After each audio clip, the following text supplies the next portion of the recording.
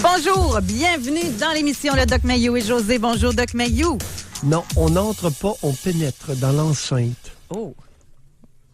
Ouais, vous êtes direct à matin, vous, hein? Vous avez passé une belle fin de semaine, sûrement palpitante? Non, reposante. Ah, bon. Fait que vous êtes en pleine forme. Non, le repos me sied bien. Oui, vif, ça vous amène encore plus de vivacité d'esprit. Quoique d'habitude, vous en avez beaucoup aussi. Et j'ai lu. T'as pas idée comme j'ai lu. Ça fait du bien, ça. Ah, j'ai fait le tour du monde. En lecture. En lecture. Écoute, je suis tellement content que le Japon renonce à une inscription idiote dans leur constitution qui voulait que, imagine-toi donc, la gang de Zouf avait décidé, après la dernière guerre, après Hiroshima-Nagasaki, qu'ils n'entreraient jamais dans une guerre. Mais faut-tu être innocent? Nous n'entrerons jamais. Hey, là, le premier ministre, il s'en va en élection anticipée, puis il dit, non, pour qui le terrible de la Corée du Nord envoie des missiles balistiques au-dessus de notre tête? Nous allons renoncer à notre pacificité. Ah, mais ça doit être rassurant pour la population. Sérieusement, là. Sinon, c'est quasiment... Écoute, ils ont voté. 12 jours d'élection et réélus. Puis là, il y en a qui vont dire, oui, mais les adversaires n'étaient pas prêts. Non. Le gars est allé en élection, il dit, hey, écoutez, boys, fini, là. Faire dans nos culottes, là, avec Porky le terrible, là, à quelques kilomètres de nous, là, non. Fini. Porky, tu vas apprendre à vivre. Et c'est à la Chine, à la Russie et au Japon à montrer à Porky de la Corée du Nord, le gros porc. Porky, c'est une image pour le gros porc. À ce gros porc-là, à vivre. C'est pas Donald Trump, c'est pas aux Américains. Non, mais c'est intéressant. Vous avez eu des belles lectures. Hey, vous allez en avoir aujourd'hui aussi de la belle lecture à faire, Doc Mayou. Oui. C'est aujourd'hui que vous, moi et notre équipe allons décortiquer les résultats de notre grand sondage, les Québécois et la famille. Et c'est demain que nous allons dévoiler les résultats.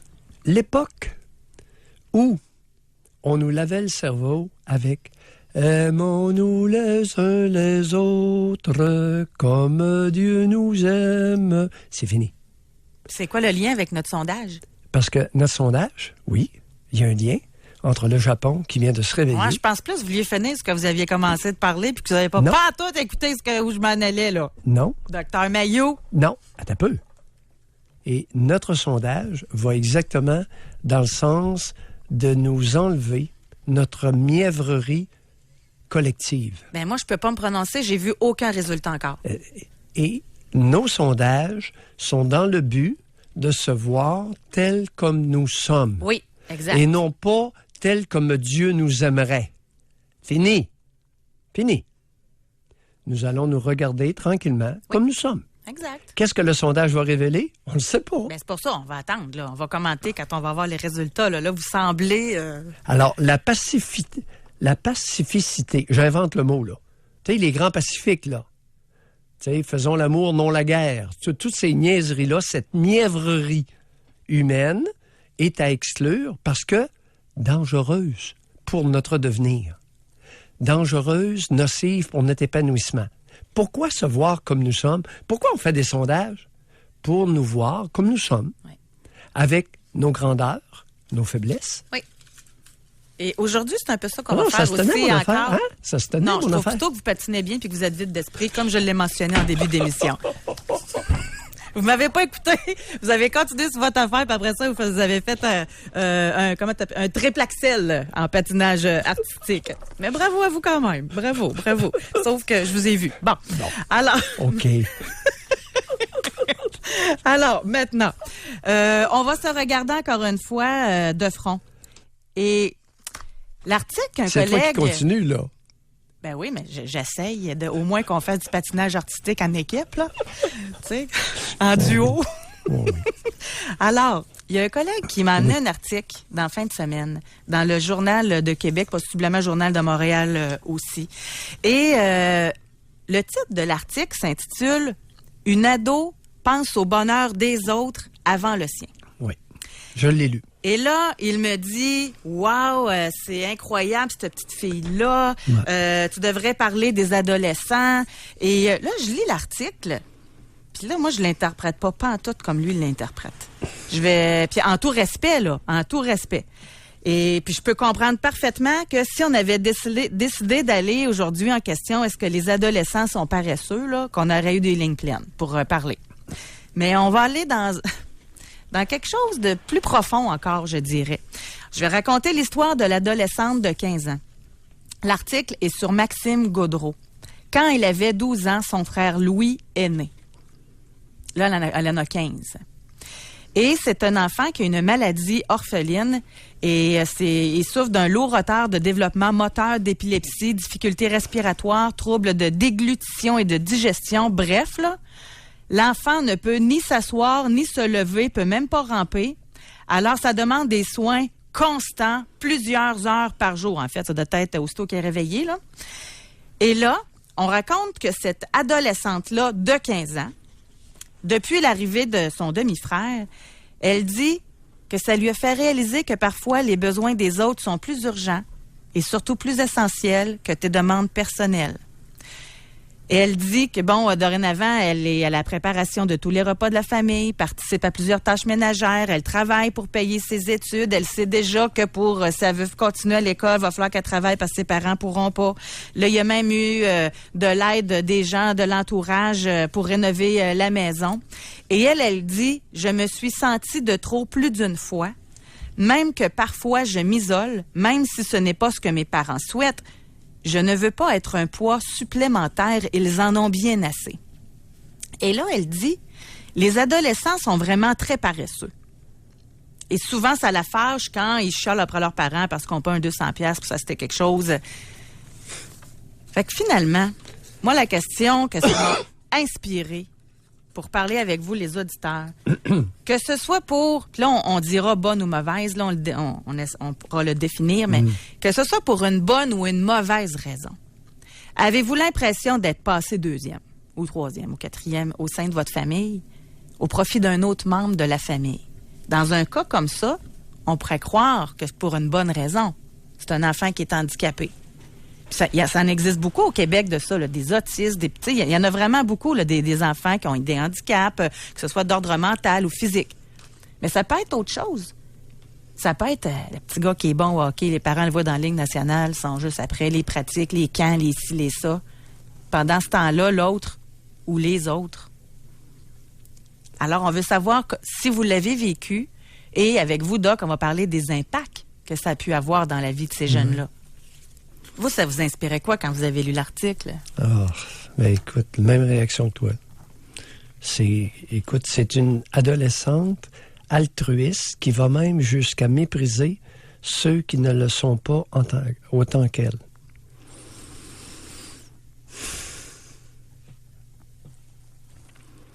Mère Teresa, elle était très altruiste. C'était une adulte. La personne que tu viens de décrire est altruiste. Elle a commencé, elle était enfant, 12 ans. 12 ans. Et là, elle n'en a que 15. Écoutez bien l'affirmation. Les besoins des autres sont plus urgents que les miens. OK. On va réfléchir, là. Oui. C'est quoi le danger? Les besoins de mon frère sont plus importants que les miens. Les besoins de ma sœur sont plus importants que les miens. Oui. Quelles vont être les conséquences de la non-satisfaction de mes besoins à 12 ans, 13 ans, 14 ans, 15 ans, 16 ans?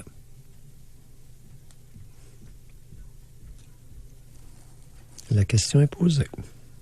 Savez-vous que j'ai pensé, moi? Parce que vous avez utilisé en plus le mot que je voulais utiliser. Tu sais, on dit des femmes, là, celles qui se ramassent là, avec des hommes violents, alcooliques. On dit c'est le syndrome de la mère Teresa. Puis là, on se demande, comment ça qu'ils ont ce syndrome-là? Ça peut-tu partir de quelque chose comme ça? Ils ont été déjà dans leur enfance quasiment forcé ou imposé d'agir de cette façon-là. Fait qu'en grandissant... Alors, nous avons un exemple d'une adolescente qui, malheureusement, est dénuée de tout pouvoir immédiat. Quelle est la conséquence dans la vie d'une femme et son cheminement personnel, son épanouissement, d'être dénuée de tout pouvoir immédiat? Quels sont les dangers? Quels sont les dangers? J'ai pas dit le danger, les dangers pour une jeune de 12 ans de devenir une mère de famille, de renoncer à la satisfaction de ses besoins. Parce qu'elle n'en a pas. Besoin. Tu sais, moi, pas caprice. À sa défense, là. Moi, je le comprends d'être un peu jalouse. Parce que c'est un petit peu de la jalousie, là. Tu sais, les adolescents d'aujourd'hui sont paresseux, sont trop gâtés, c'est un petit peu de la jalousie, j'ai l'impression. Là. C'est une rationalisation à son insu. À son insu, elle essaie de se réconforter. Elle a dit, je me sens de trop. Ouais. Je ne veux pas être un poids supplémentaire.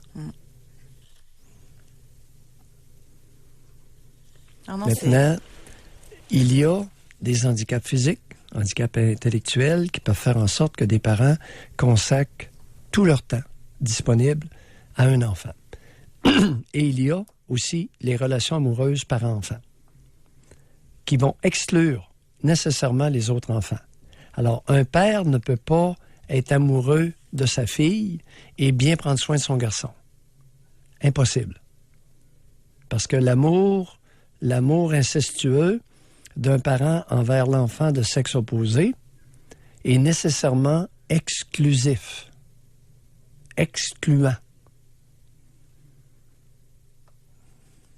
Ça peut pas être plus nuancé.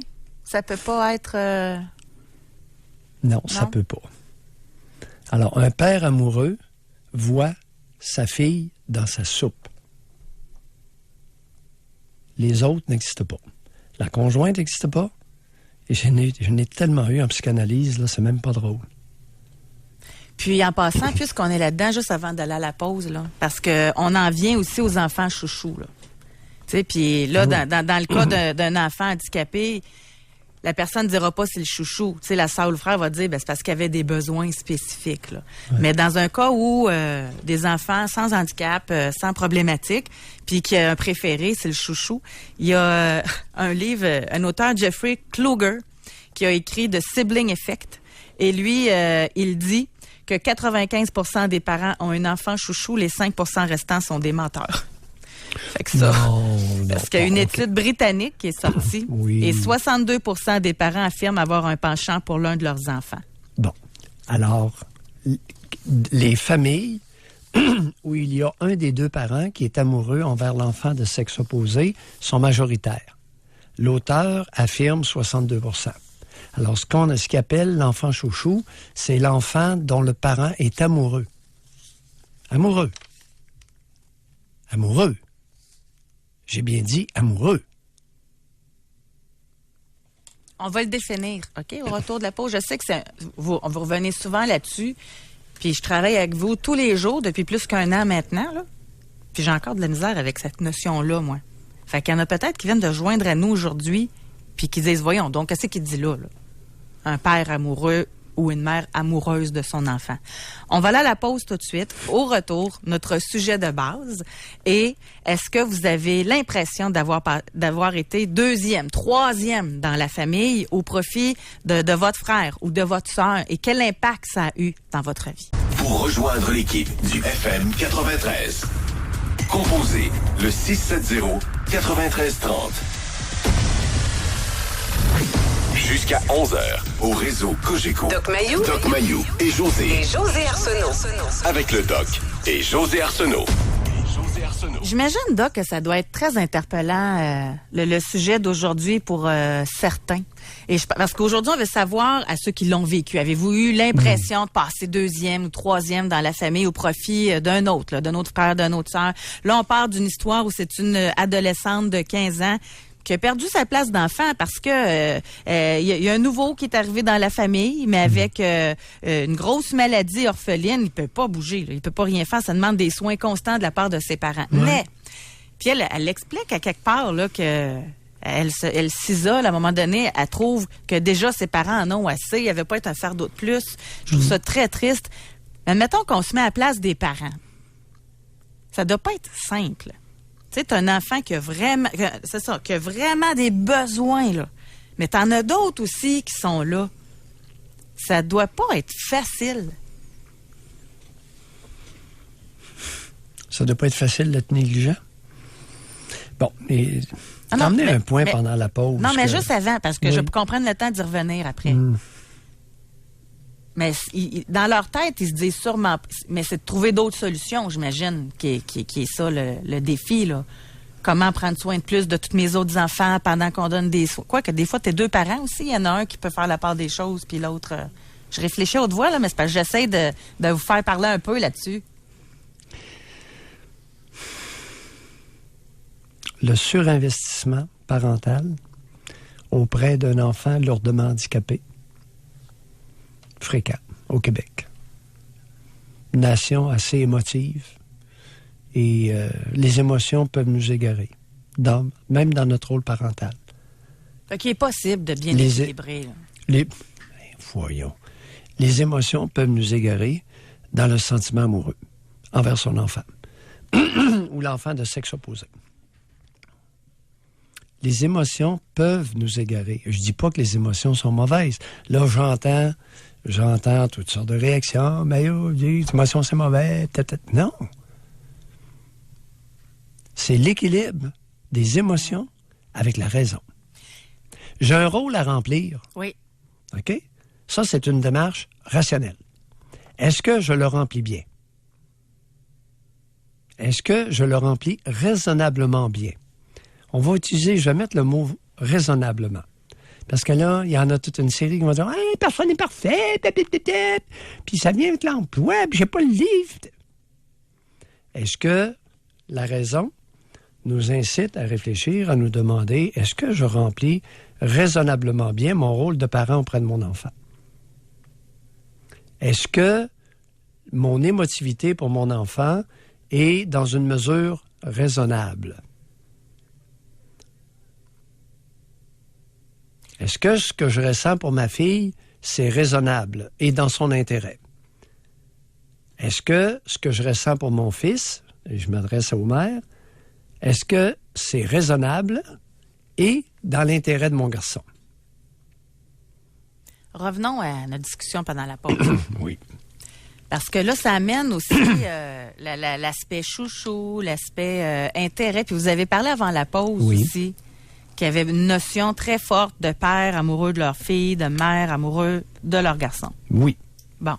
Expliquez. Ah, c'est épidémique à l'heure actuelle. Bon, ben expliquez-nous, parce que c'est fort, c'est gros, là. Oui, et auparavant, jadis naguère, il y avait tellement d'enfants que le poisson amoureux était souvent noyé. Bon. Maintenant, les enfants chouchous, il n'y a pas beaucoup plus que 2 dimensions là-dedans. Il y a la relation amoureuse ou les affinités. Mais chouchou parce que beaucoup d'affinités, non. Ça, c'est normal. On peut pas mettre chouchou là-dedans, José, je ne crois pas. Ben, il y en a qui ont juste, c'est ça, des intérêts communs. Tu sais, prenons le père qui a joué au golf toute sa vie, il y a un gars qui joue au golf, qui performe. Oui. Tu sais, ils ont de quoi en commun, là. Des affinités. C'est ça. Affinités d'intérêt ou affinités de trait de personnalité. Fait que ça, c'est pas chouchou. C'est naturel. C'est la base des relations amicales futures pour les adultes. On établit des relations amicales par affinité. Mais par contre... On appelle ça des atomes crochus. Mais si le père est tout le temps rendu au golf puis qu'il s'occupe pas pantoute de ses autres enfants, mais juste celui qui joue au golf, là, c'est pas pareil, là. Ben, si c'est sa fille, c'est assez rare qu'on voit des pères débordants d'intérêt pour leur fils au détriment des autres enfants. Ça peut arriver, tout est possible, mais c'est En passant dans toutes les autres études, là, ça, vous allez être content. Content. Parce qu'on fait une différence de genre, là. C'est souvent le manque de la mère envers les enfants qui a le plus d'impact sur les jeunes, là. Quand ils s'occupent trop d'un enfant en particulier ou quand la mère a un chouchou en particulier, ça a plus d'impact que quand c'est le père. Quand est-ce qu'on va comprendre que le rôle de la mère auprès des tout-petits est beaucoup plus important et déterminant que le rôle paternel? Quand est-ce qu'on va comprendre ça? Me semble, là, écoute, ça fait 30 ans que je radote ça. Pour moi, c'est tellement évident. Malheureusement, non, c'est pas évident pour tout le monde. Et là, ça prend différentes études pour venir me corroborer là-dessus. C'est d'une évidence. Est-ce que ça peut expliquer le fait que quelqu'un se sente deuxième, troisième? Tu sais, des fois, il y a des petits tannants à l'école, il y a des gens, tu sais, ça peut-tu faire en sorte que certains jeunes fassent plein d'affaires pour attirer l'attention du parent? Ça peut. Mais c'est pas le mode le plus fréquent. C'est pas le mode le plus fréquent. C'est lequel le plus fréquent? Non, c'est le mode... C'est le mode amoureux, c'est la vague épidémique. L'endémie à l'heure actuelle, c'est le père qui est amoureux de sa fille et la mère qui est amoureuse de son fils. Mais concrètement, ça ressemble à quoi, là? Et là, c'est rien, ils s'en vantent. Nous avons eu le couple. Et ils vivent des relations, là, ça n'a pas de bon sens. Le petit gars maman, la petite fille à papa. Et de façon exclusive.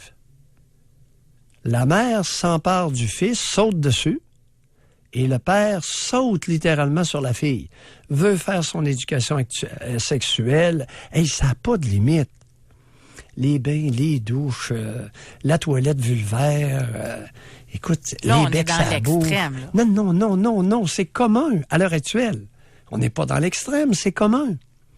Dormir ensemble dans le même lit jusqu'à 11 ans, 12 ans. Fait que là, dans notre sujet d'aujourd'hui, là, ça veut dire que, mettons, le père qui est amoureux de sa fille ou la mère qui est amoureuse de son garçon, ben, c'est au détriment de toutes les autres, là. Oui, et de l'autre. Alors, la relation que...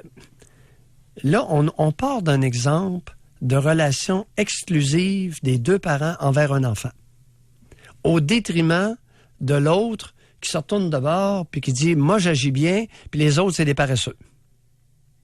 On a ça, là. C'est ce que tu as présenté. Alors, c'est une relation exclusive sur un enfant pour une raison de handicap. Mais on peut avoir le même phénomène de relation exclusive d'un des deux parents sur un enfant à l'exclusion de l'autre pour des raisons d'amour incestueux. Puis, on va aller à la pause, là, mais juste avant, on mais peut pas rajouter... les affinités. Les affinités, ça, c'est autre chose. Mais on peut rajouter aussi les mères qui se disent en symbiose avec leur fille. Une relation... Ça aussi, c'est... Vous l'avez déjà effleuré, puis on s'était dit qu'on en ferait un sujet, là. Avec leur fille, la symbiose avec leur fille, ça existe, mais c'est pas fréquent. Fait qu'on va enlever notre liste de calepins dans notre calepin. Oui, c'est pas fréquent, ça, là, la symbiose mère-fille au Québec, là. C'est beaucoup plus la rivalité. Que c'était aussi néfaste. Oui, c'est la rivalité. Ce qui est beaucoup plus prévalent, c'est la rivalité mère-fille. Ouf! Et tout à l'heure, tu as avancé un chiffre de 62 %. Ben, c'est une étude britannique. Oui, les Britanniques, parce ils sont pas pires, les Britanniques, pour les études comportementales. Ils sont un petit peu en avance sur les autres peuples. Et 62 % correspondait à quoi? Je veux pas lui faire dire quelque Avoir chose. un penchant pour l'un de leurs enfants. Penchant pour les deux tiers. Tu es en train de dire... Oui, mais là-dedans, ça rentre les affinités, là. OK. 2/3 des parents auraient un penchant prononcé, un penchant léger? Avoir un penchant pour un de leurs enfants.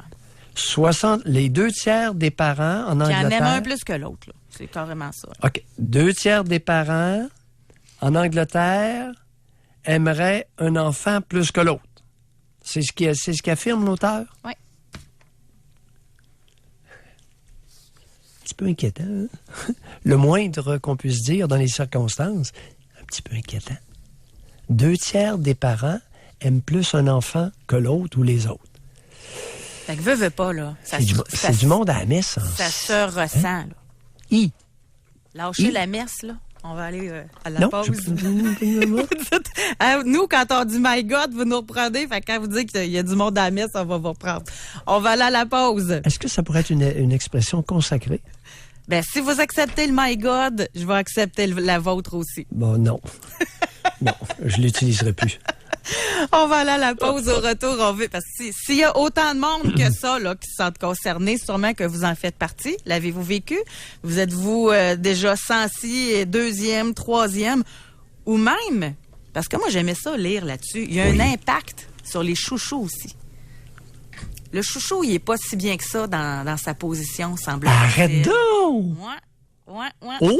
Puis Qu'as-tu découvert? Il y a de l'impact là-dessus aussi sur les chouchous. Et... Fait que si vous voulez qu'on en parle, ben restez là. On va en reparler au retour de la pause. Pour rejoindre l'équipe du FM 93, composez le 670-9330. Doc Mayou et José Arsenault. Avec le Doc et José Arsenault. Au réseau Cogeco. Avez-vous l'impression d'être passé 2e, 3e dans votre famille au profit d'un autre qu'on peut appeler chouchou? On peut l'appeler comme ça. Puis juste avant la pause, Doc, je vous disais qu'il y avait des répercussions à ça, que ça pouvait peut-être bien paraître chouchou, mais que selon des psychanalystes, il en était autrement. Il y a un bruit qu'on entend en passant. Je sais pas si vous l'entendez. C'est comme une alarme de quelque chose, là. Ça vient pas de... Attends un peu. Il y a une alarme.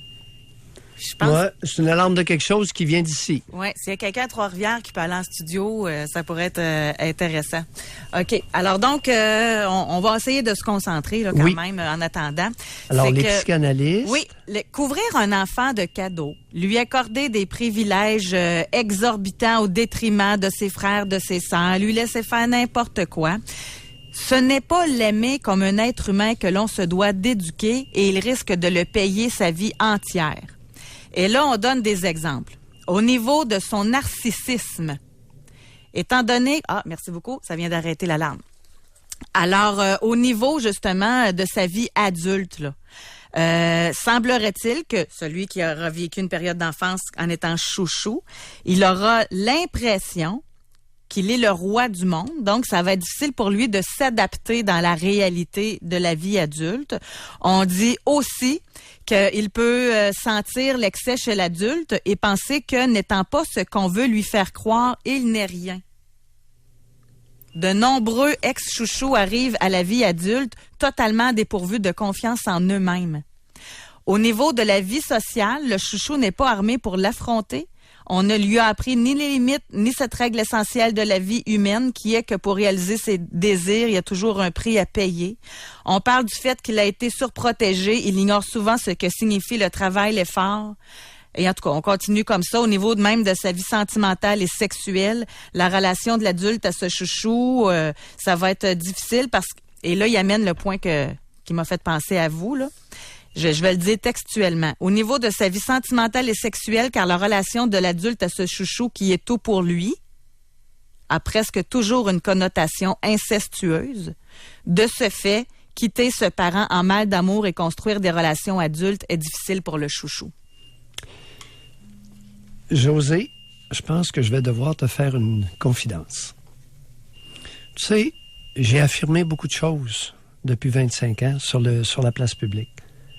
Et d'être confirmé à ce point,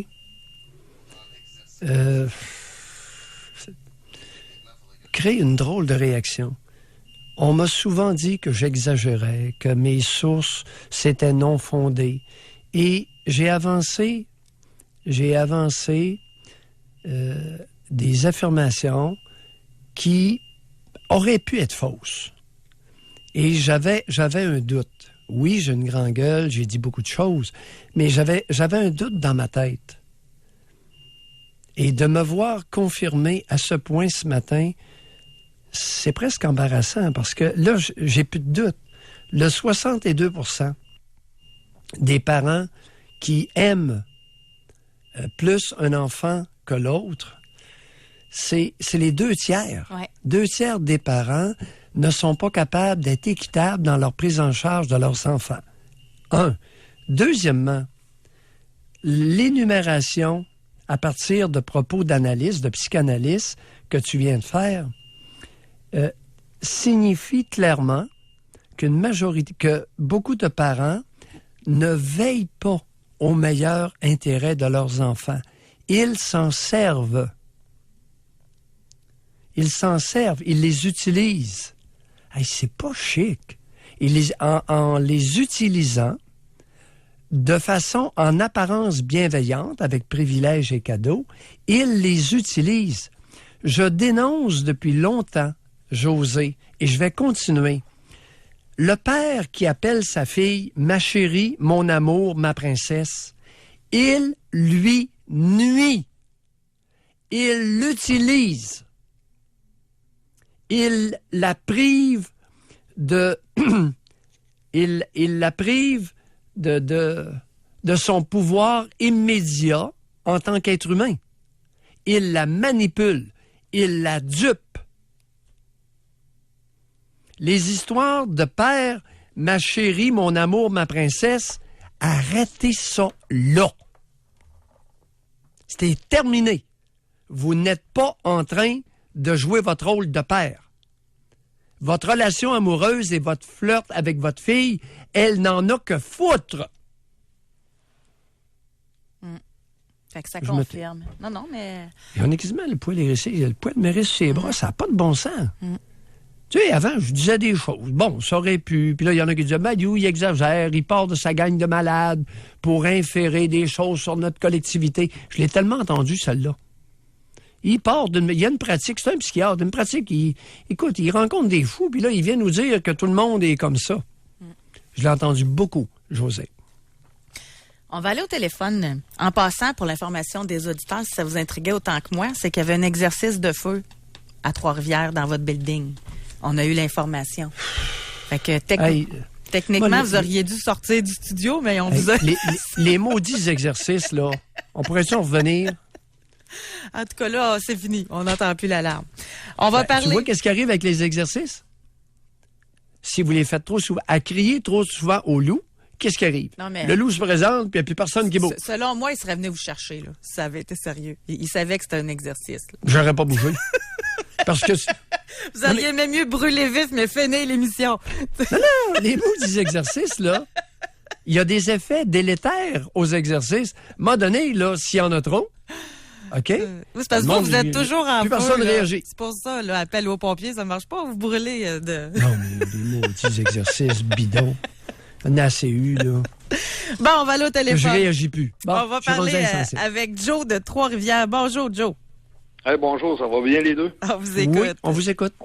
Oui, écoutez, moi, ça n'a pas tout à fait comme ça que ça s'est passé chez nous. Là. Il n'y a pas eu de choses incestueuses. Mon père, moi, j'étais le préféré de mon père.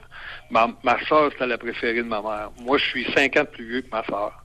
Fait que je suis venu au monde avant elle. Ce que je me rappelle, c'est que c'était moi, évidemment, le chouchou. J'étais très gâté jusqu'à l'âge de 5 ans. Je me rappelle pas là, les 3-4 premières années, mais si je regarde les photos de mes albums... Jusqu'à l'âge de 5 ans, vous étiez gâté, très gâté par qui? Par les deux parents, je vous dirais. Ça a été quand même, là, chez nous... les deux parents, j'ai comme l'impression, me gâtaient beaucoup. Plus ma mère, parce que c'est elle qui magasinait. Dans ce temps-là, c'était les mères qui magasinaient. Fait que c'est sûr que les bébelles, Joe, je vous préviens, vous êtes sur la pente de la contradiction. En l'espace d'une minute. Non, ben là, laissez-moi, allez-vous me laisser finir, puis je vais vous expliquer quelque chose, OK? Vous êtes prévenu. Parce que la seule chose, quand ma soeur est venue au monde, moi, c'est pas, je veux pas aller sur ce sujet-là, là, de l'inceste ou ces affaires-là, je vous suis pas là-dedans pantoute. La seule chose, c'est que je peux vous dire, c'est que quand ma soeur est venue au monde, c'est que là, j'ai vu le bébé, évidemment, préféré, mais pas de mon père. Mon père travaillait beaucoup, moi, chez nous, puis moi, je jouais au hockey. Fait que moi, mon père m'a beaucoup suivi. Mon père était beaucoup avec moi. Il m'emmenait à la chasse, à la pêche. Tu sais, j'étais beaucoup avec mon père, tandis que ma mère était beaucoup avec ma soeur. Évidemment, mon père, vu qu'il était bien absent, quand j'étais à la maison avec ma soeur, c'était toujours ma soeur qui avait raison. Laisse la TV à ta soeur, laisse les affaires à ta soeur. S'il arrivait quelque chose dans la maison, c'était la faute de moi. Oui, mais Joe, vous étiez son préféré. Vous étiez son préféré. De quoi vous vous plaignez? Pas de ma mère. Si elle me battait, puis c'était ma soeur qui avait raison. Fait que j'étais pas le préféré de ma mère, certain. Tu sais, parce qu'on bat pas nos préférés, là, habituellement, en tout cas. Pas dans mon club à moi, là. Ah, dans votre livre, on bat pas ses préférés. Ben, si je vous disais que c'est fréquent au Québec de battre son préféré, qu'est-ce que vous diriez? Ah oui. Ben là, je serais assommé. Bon. Alors, demeurez... Quel âge avez-vous, Joe? J'ai 51 ans. 51 ans. Demeurez assommé. Bonne réflexion. Bye. Non, mais attendez un peu, là. Pour Monsieur voir si c'est clair de comprendre ça, que le parent bat son préféré, expliquez-nous, laissez-nous pas de même, là. Ouais, puis l'autre chose, je voulais dire, c'est que moi, c'est ce que ça l'a détruit dans ma vie, en tout cas, c'est la relation avec ma soeur. Cette petite fille-là, j'ai aucune relation maintenant. Et puis à partir de l'âge de 15 ans, quand je suis parti de chez nous à 15 ans, j'ai jamais eu d'autres relations avec cette fille-là parce que j'ai Pourquoi vous l'appelez, cette petite fille-là? Ça m'intéresse, ça. Ben, parce que ça a resté une petite fille pour moi. Je suis parti à 15 ans, on s'est jamais bien revu. Fait que pour moi, c'est encore, tu sais, Se pourrait-il qu'il y ait une autre... J'ai pas connu cette femme-là. Moi, je la connais non, pas. Se pourrait-il qu'il y ait une autre raison pour laquelle vous l'appelez la petite fille? Oh, ben, je pense qu'elle a resté... Si je regarde sa vie, ouais, je le sais pas. Pas vraiment, non. Joe, dans votre relation avec les femmes, quel impact a eu la maltraitance de votre mère? Peu importe ses raisons. Ah, mon Dieu, ça a eu une grosse importance. J'ai pas une très bonne relation avec les femmes. Bon. Mon Dieu, ça vient d'où? Pardon? Mon Dieu, ça vient d'où? Ah, ça, c'est une expression parce que je crois pas en Dieu. Êtes-vous capable de sacrer? Ah oui, en masse. En masse, OK. Bye, Joe. Merci de nous avoir parlé. Mais c'est vrai que ça peut être... C'est dur déjà de se regarder là, en face, là, objectivement. Là. Mais là, d'essayer de comprendre que le parent bat son préféré, c'est mêlant, là. Joe, il est mêlé. Ben, nous autres aussi, je l'ai prévenu. J'ai prévenu. Mais comment on peut battre son préféré? Je l'ai juste averti. Il était sur la pente, puis j'ai voulu être fin. Il me l'a reproché. Mais il a raison. Doc. Oui. Comment un parent peut battre son préféré? Syndrome de Stockholm. Tu bats ton chien, puis le chien va toujours se coucher à tes pieds. Syndrome de Stockholm. Il y en a qui ont compris ça. Ton préféré, tu lui donnes des bonnes volées, puis il reste près de toi. Il pourra pas s'éloigner. Il pourra pas être adulte. Il pourra pas avoir une relation égalitaire avec une femme plus tard. Les choses sont souvent l'inverse de ce qu'on voit. Il était pas le préféré de son père. Son père aimait le hockey, puis bon, c'était une autre affaire, là. Il avait une affinité avec son père. C'est plus sa mère qui le gâtait, en bas âge, jusqu'à 5 ans, puis ensuite, elle lui donnait des volées. Elle l'aimait beaucoup, son garçon, son Joe. C'est complexe, l'être humain, hein? Elle l'aimait beaucoup. Mon Dieu! Là, c'est tous ceux qui disent, mon Dieu, là, doivent avoir une thérapie, là. Oui, il était obligé de se pousser à 15 ans.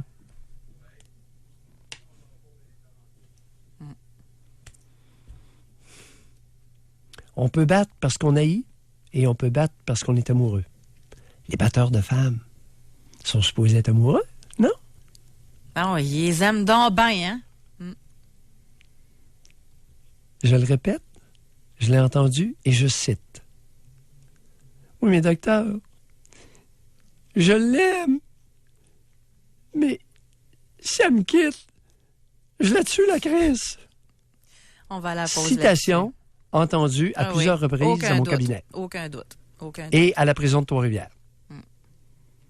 Aucun doute là-dessus. On va à la pause. Est-ce que vous avez eu l'impression d'être le deuxième, le troisième dans votre famille? Quel impact ça a eu sur votre vie? Si vous avez l'impression d'avoir été le chouchou, vous pouvez nous en parler aussi. Pour rejoindre l'équipe du FM 93, composez le 670-9330. Doc Mayou et José Arsenault. Avec le Doc et José Arsenault. Au réseau Cogeco. C'est net, clair, limpide et précis. On a une auditrice qui vient d'écrire. Tu sais, je sais qu'à chaque fois, on fait le saut quand vous dites le père amoureux de sa fille. Et là, on a une auditrice, elle dit « J'ai vu l'amour entre mon conjoint et sa fille.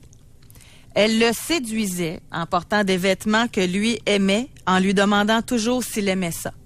Il la regardait se maquiller. À tous les matins, avant d'aller travailler, il la réveillait pour qu'ils soient ensemble. Il lavait ses vêtements, même ses sous-vêtements.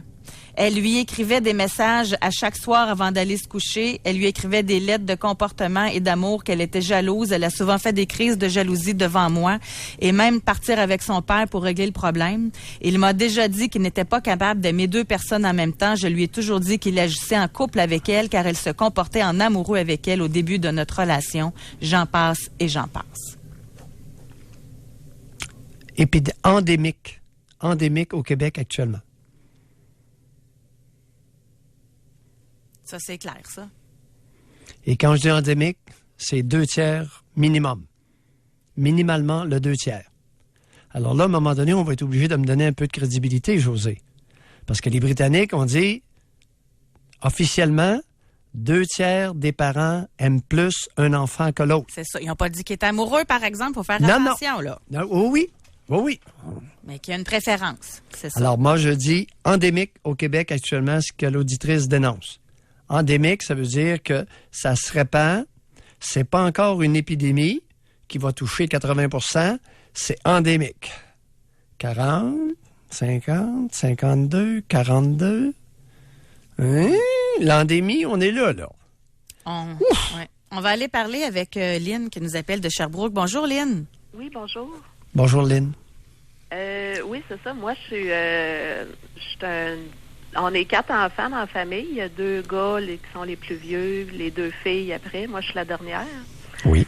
Puis, tu sais, j'ai tout le temps eu l'impression que, c'est pas une impression, c'est un fait, là. Ma mère a tout le temps fait passer les gars en premier parce que les filles, ça sert à rien.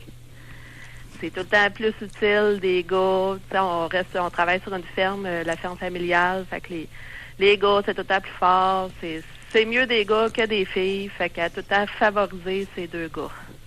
Puis nous autres, les filles, on passe en dernier, là.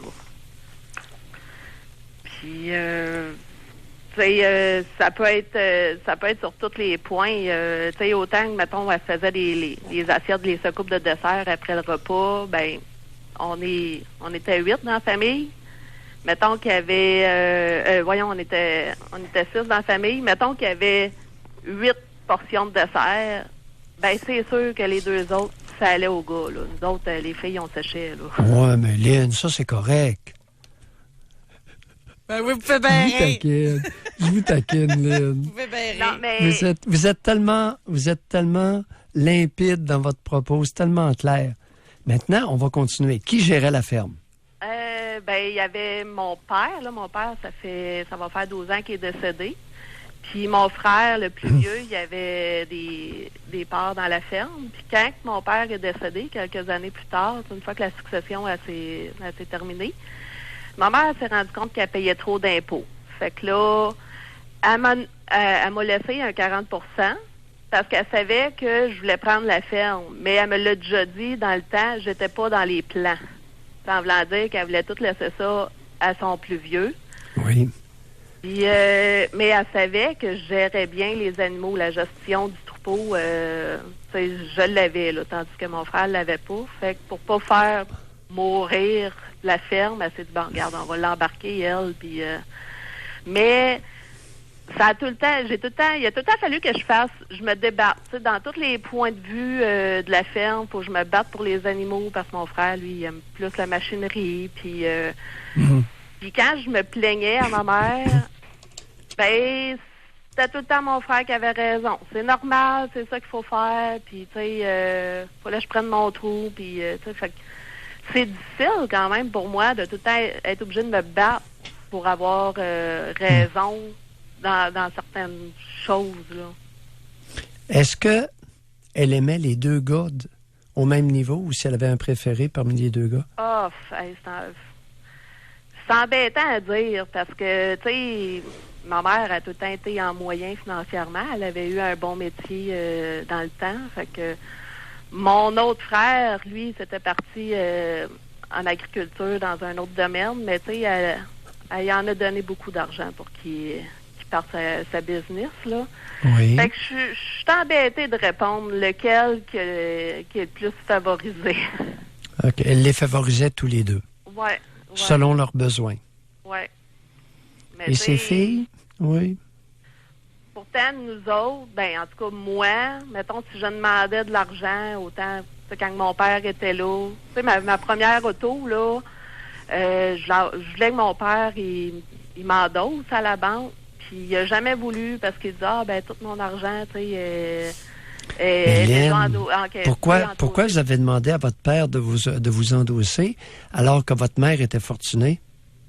Les deux, ma mère, il n'en était pas question. Puis, tu sais, je pense que j'avais plus de relations avec mon père qu'avec ma mère, là. Non. Racontez. Ma mère a fait plusieurs choses.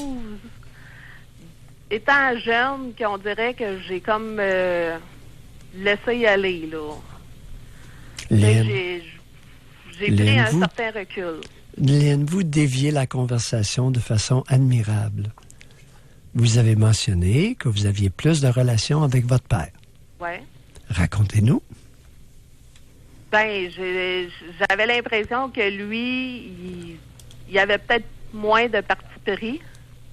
Fait que c'est tout le temps plus agréable de parler avec quelqu'un qui sait, je pense qu'il nous aimait égal. Ah oui? Il avait moins de parti pris ou il avait plus de parti pris en votre faveur? Non, c'était pas plus. C'était pas plus.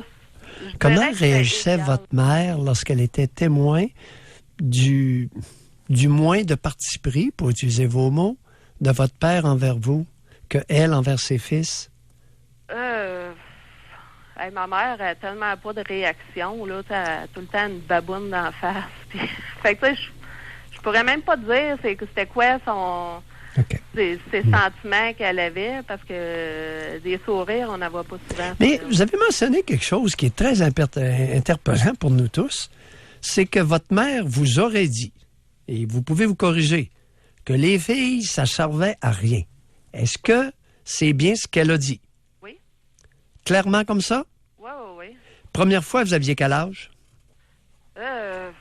À peu près. Je pense que quand j'étais enceinte de ma première grossesse, j'avais 21 ans. Oui. Puis là, j'y avais annoncé le sexe du bébé, c'est un gars. Puis là, elle était contente. Parce qu'elle m'avait dit, j'ai demandé, j'ai dit, t'aurais aimé mieux une fille? Puis là, elle m'avait dit, les filles, ça sert à rien, là. C'est plus utile des gars, à travailler sa ferme. En tout cas, elle n'est pas hypocrite, hein? Ah.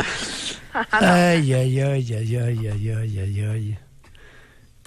C'est plus que je vieillissais, incroyable. plus que je m'en rendais compte. Oui. Là, Vous avez quel âge, Lynn, pour nous situer? Je vais avoir 33, là. Je pensais que vous en aviez 60 et quelques. Bon. 33. Ouais. Non, moi aussi... Ça fait pas long. Ça fait 10 ans que c'est arrivé, ces niaiseries-là? Ouais. De la part de cette femme-là? Oui. Quel âge qu'elle a, la bonne femme? Elle a 75, me semble. Hein? Ouais. Et comment est-elle à l'heure actuelle? Dans quel état qu'elle est? Elle est en santé, là. Elle vient aider à la ferme soir et matin, puis oui, elle est en forme, là. Mais qu'est-ce qu'elle fait sur la ferme? Oh, elle dit qu'elle vient nous aider, là. Elle gratte les animaux, elle leur pousse l'ensilage, puis, Ben oui, mais elle a dit qu'une femme, ça servait à rien. Mais elle, tu sais, moi, parce qu'elle a tout le temps l'impression de vouloir aider à ses gars. Mais quand c'est ma fin de semaine que je travaille, tu sais, j'ai dit, garde, t'es pas obligé de venir, là, prends congé, puis tout ça. Puis l'année passée... Non. Utilise-la, OK? Utilise-la, puis elle est bonne pour gratter les vaches encore, puis une coupe de distribuer l'ensilage. Faites-la travailler. Mais excellent. Je veux pas qu'elle me reproche des choses. Lynn, je veux qu'elle vous reproche. Faites-la travailler. D'accord? Bon. Salut, Lynn. Bye. Oui, mais c'est elle, il faut qu'il l'endure, tu sais. Non, pendant qu'elle gratte les vaches, qu'elle distribue l'ensilage. Okay. Écoute, crois-moi, elle disparaît pour 2 heures. On l'a pas d'impact pour 2 heures, puis elle sera utile. Non, il faut la faire travailler. Allez, on va aller à la pause, Doc. Déjà, ça passe vite. Il est déjà 10h30. Au retour, on poursuit avec vous, les auditeurs. Avez-vous l'impression d'être passé 2e, 3e dans votre famille? Pour rejoindre l'équipe du FM 93, composez le 670-9330. Doc Mayou et José. Avec Doc Mayou et José Arsenault. Au réseau Cogeco. Aujourd'hui, avez-vous déjà eu l'impression de passer deuxième, troisième, et on n'en a pas entendu encore, pourtant on partait de là, parce que dans votre famille, il y avait un enfant qui avait besoin de soins particuliers, dans une famille où il y a un enfant handicapé. Et ça doit être plus difficile, entre guillemets, là, d'en vouloir à ses parents. Tu sais, quand il y en a pas de problématique, puis il y en a un qui est le chouchou du père, l'autre est le chouchou de la mère, c'est facile de dire c'était ci, c'était ça. Mais quand c'est supposément pour des bonnes raisons, ça doit être plus difficile à ce moment-là de mettre un tort. Mais déjà, qu'en partant, c'est dur de mettre un tort là, sur nos parents, mais... Petite confidence. Une mère me consulte pour un enfant autiste sévère qui a 4 ans, 5 ans. Et elle a une fille de 10 ans. Après quelques mois de recevoir cette mère-là régulièrement, de l'aider, de l'assister, puis de, diagnostiquer l'enfant, etc., je me rends compte qu'elle a une fille de 10 ans qui est une première de classe, dont elle ne me parle jamais. Et je me suis inquiété. Et j'ai signalé à cette mère-là qu'elle semblait surinvestir l'enfant handicapé au détriment de sa fille brillante, extrêmement brillante. Cette mère-là, t'as pas idée comme elle m'a détesté pendant un petit bout de temps.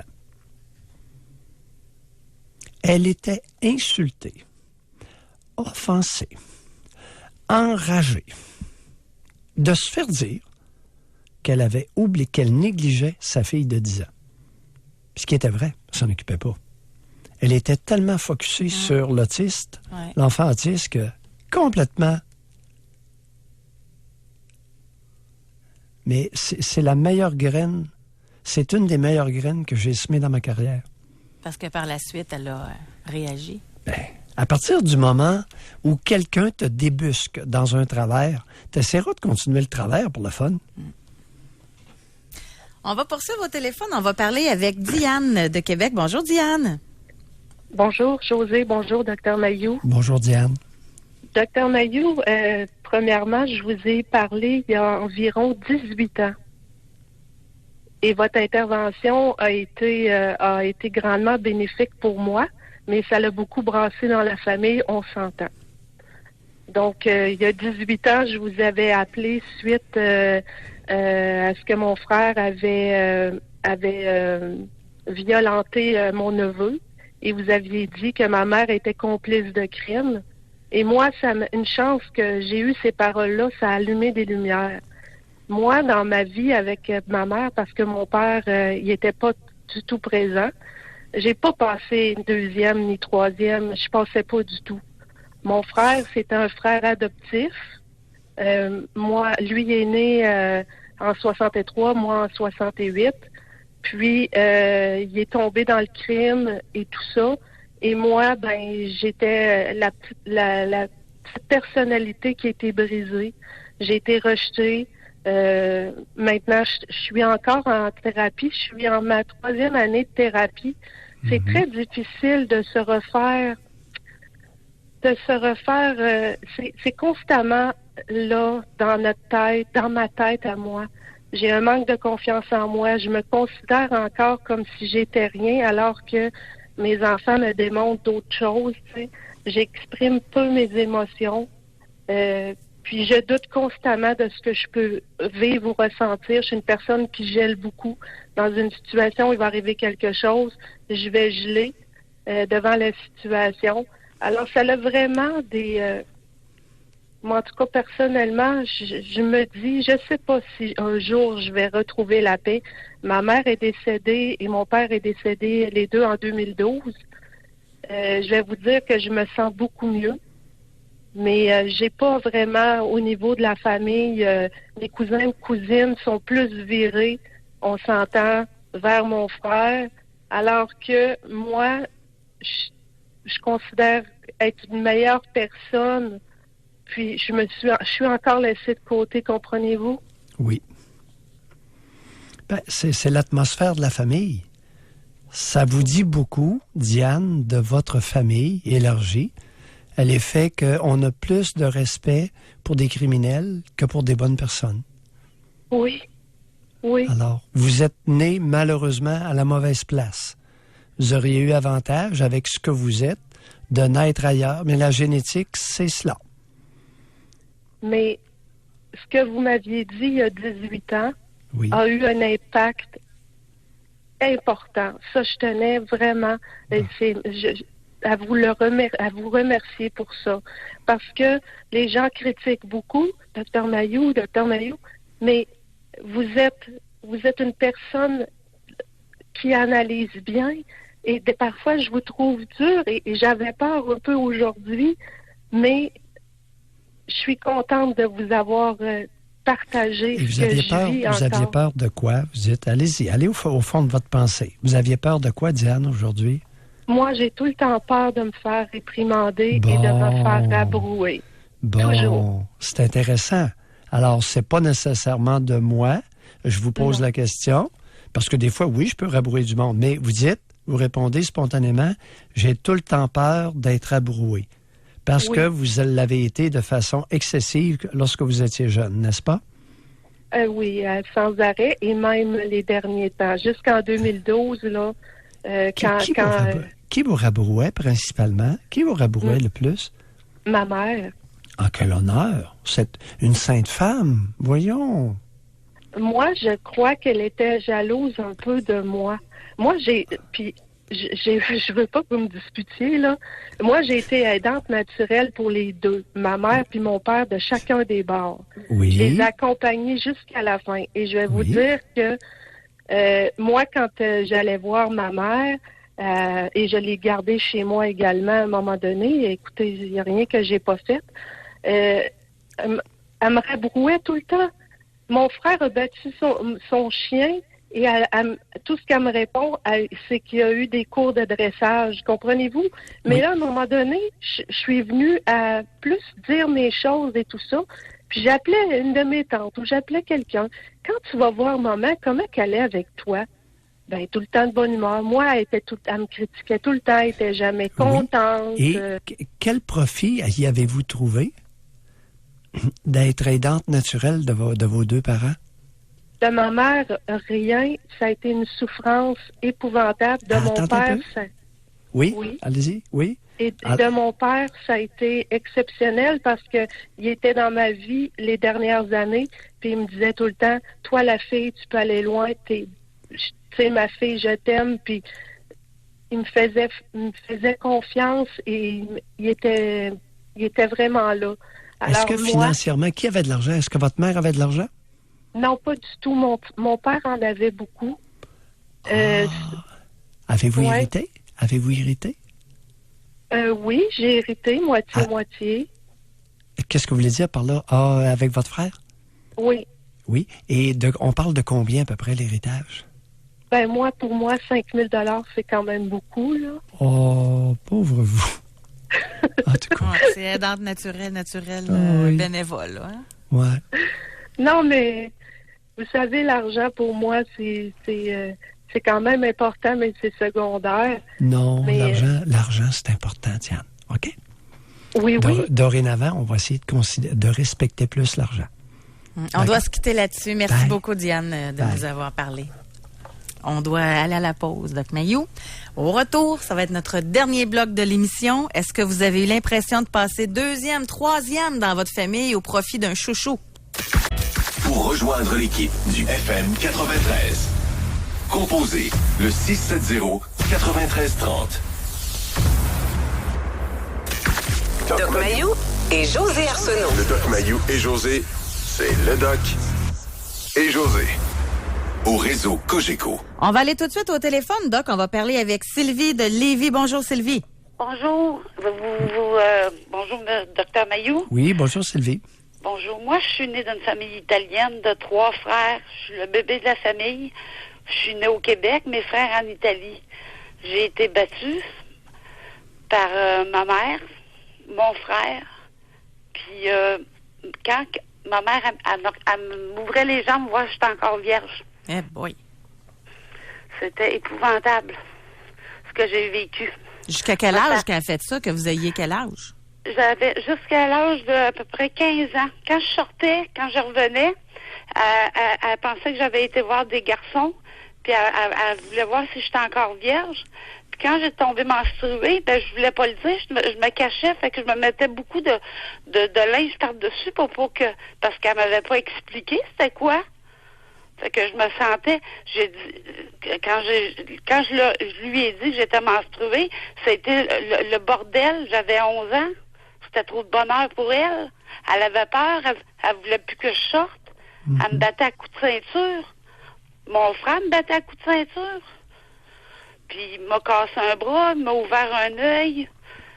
Mais il fallait pas qu'il me touche dans le visage pour pas laisser de marque dans la famille. Ouais. Vous avez quel âge, Sylvie? 48 ans. 48 ans? Oui. Fait que ça s'est pas passé dans les années 40, Non. là? Non, ça s'est passé... C'est encore aujourd'hui, je vis encore. Mais j'ai attendez fait un peu. une gaffe. Oui, cette allez-y. année. Oui.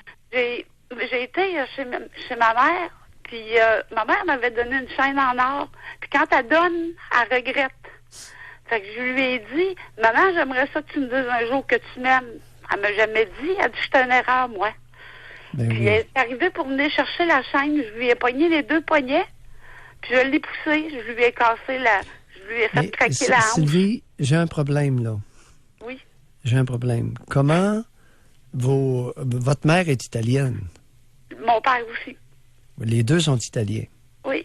Comment vous expliquez que vous avez 0 accent italien? Parce que je suis née ici, mais je parle très bien italien. Moi, je suis née Avec- au Québec. Votre Mes mère, frères est-ce qu'elle... aussi, ils n'ont pas d'accent. Mes parents, ils ont les 2 accents, eux autres. Moi, ce qui m'interpelle le plus, c'est pourquoi vous continuez de la visiter? Parce que je vais voir mon père. C'est juste lui. Parce que mon père m'a jamais touché. Elle n'a jamais rien fait devant mon père. Puis votre père vous a pas défendu? Mon père, oui, me défend, mais il déteste ma mère parce que ma mère a dit que le sexe, mon père, elle l'a marié par Sylvie, obligation. Sylvie, parlez-nous italien. Continuez, puis parlez en italien quelques secondes. Che ti dice che non mi piace mamma, solo mio padre che aime, OK. seulement mon frère, tu sais. OK. Puis mon frère a dit à mes frères qu'elle les aime. Moi, mon frère est décédé d'un accident d'auto en 89, puis elle m'a dit que c'était moi qui aurais dû mourir à sa place. Est-ce que vous croyez que ça a quelque chose à voir avec la culture italienne? Oui, parce que les femmes, il faut que ça soit à la maison, faire à manger, faire du ménage. Ma mère, elle a une maladie de TOC. C'est du ménage. Ma mère, on n'a jamais vu ma mère rire à l'arrivée Non, de mais travailler. je vais juste apporter un bémol, si vous me permettez, là. Pardon? Parce que la culture italienne, là, peut-être qu'il y en a qui c'est de rester à la maison, mais c'est pas dans la culture italienne de battre les enfants puis de laisser les frères battre les enfants. Alors, on va faire c'est ça attention que je me dis, à ce qu'on José. dit, là. Je me dis, José, les familles italiennes sont aimantes avec leurs enfants. Mais ma mère, c'est pas le cas. Sylvie, ni un ni l'autre. Alors, ça n'a rien à voir. La question, vous avez répondu à ma question, oui, ça a quelque chose à voir avec la culture italienne. Ma réponse, c'est non. Alors, Aujourd'hui, à des Mathias, abus... savez-vous pourquoi? Parce que j'ai une Mais attente attendez, de cancer. oui, attendez un peu, là. Attendez un peu. Ça paraît que vous n'avez pas été écouté. Sylvie, ça n'a rien à voir avec la culture italienne. Il y a autant d'abus, j'en suis convaincu, de parents, de mères envers les enfants, envers leurs filles, dans la culture canadienne française que chez les Italiens. OK, je m'en viens. Alors, il n'y a pas plus et pas moins. Chez les Britanniques, les seules études nous viennent de la Grande-Bretagne et j'ai l'impression que ça va se superposer dans les pays supposément développés au niveau de la maltraitance envers les enfants. Merci, Sylvie, d'avoir OK, été là. Merci bye. beaucoup. Mais elle avait cette conviction que ça a quelque chose à voir avec la culture italienne. Non. Des batteurs d'enfants, il y en a dans toutes les cultures. Je reçois du monde dans différents pays et la maltraitance des enfants de la part des mères, c'est omniprésent autour du globe. Exact. C'est pas toutes les mères, mais c'est beaucoup de mères. Oui. Juste avant de terminer, un courriel rapide, parce que ça a un lien avec ce qu'on disait. C'est quelqu'un qui nous a écrit pour nous dire que l'émission l'interpelle beaucoup. Il nous écoute du Texas et parce qu'il y a un enfant autiste dans la maison avec deux autres enfants également qui sont et que c'est difficile, tu sais, de faire trois filles aînées est autiste et elle demande énormément de patience et de temps. C'est pas facile de passer du temps en famille et de consacrer du temps de qualité. Je suis très consciente des dommages que cela pourrait causer et c'est une culpabilité constante et ce, même si je crois que je fais une bonne job. Bon. On va laisser faire la culpabilité. On n'a pas de place pour les émotions ici, dans cette problématique-là. On va laisser faire la culpabilité et on va essayer de prendre des moyens concrets pour faire en sorte que ceux qui ne sont pas affectés de la maladie voient leurs besoins répondus. Ça peut, par exemple, dans certains cas, exclure l'enfant périodiquement, l'enfant affecté d'autisme, dans une famille de répit. Dans une famille de répit pour donner du répit à ceux qui ne sont pas affectés de la maladie et qui ont des besoins légitimes. Ça peut. Je donne un exemple, Josée. Oui. Alors, ne pas craindre, à un moment donné, de prendre l'enfant autiste puis d'avoir une ressource, un membre de la famille, quelqu'un qui part avec une journée ou deux.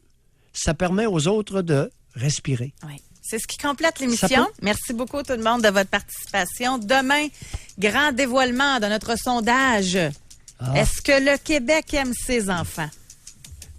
C'est comme ça qu'on va poser, qu'on va intituler notre sondage. Vous le dites souvent, on va avoir les réponses à cette question demain grâce à vous qui avez répondu à ce sondage. Je serai confondu peut-être? On le verra. Bye tout le monde!